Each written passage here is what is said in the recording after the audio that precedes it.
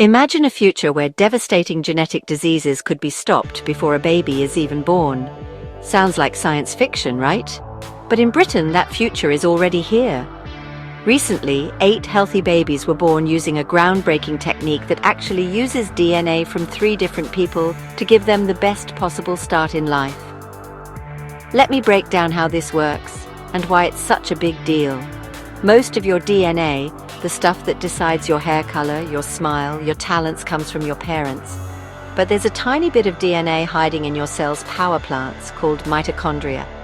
When that mitochondrial DNA is faulty, it can cause really serious diseases, muscle weakness, seizures, even organ failure. For families at risk, it's heartbreaking. Now, here's where science steps in. In rare cases where there's no way to guarantee a healthy embryo, scientists take almost all the genetic material from the mum's egg and pop it into a healthy donor egg with good mitochondria. The father's sperm is added as usual. That's it. DNA from mum, dad, and a tiny bit from a donor. The donor's DNA, less than 1%, just enough to power up the cell without changing who the baby is.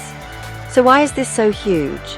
Until now, couples with mitochondrial diseases faced a terrible choice: risk passing it on or not have biological children.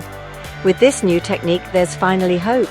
Of course, it's not available everywhere. Britain changed its laws back in 2016 to allow it, and Australia follows suit.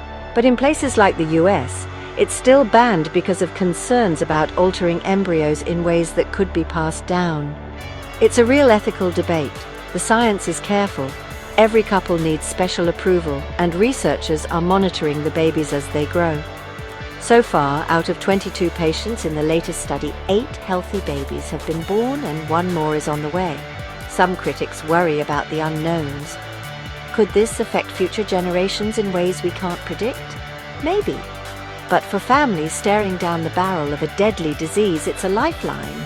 Liz Curtis, who lost her daughter Lily to mitochondrial disease, called the new technique super exciting for families who once had no hope.